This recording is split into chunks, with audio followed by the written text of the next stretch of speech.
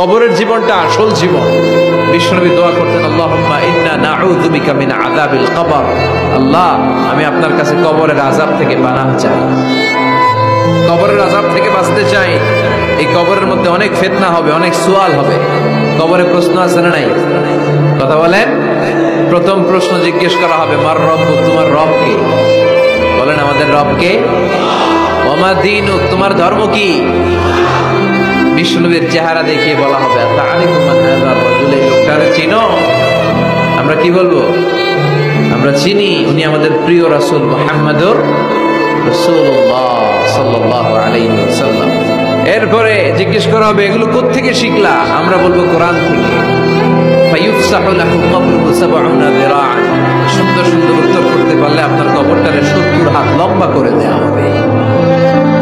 ইফতাহু লাহু বাবুন ইলাল জান্নাহ, জান্নাতের দিকে একটা দরজা লাগিয়ে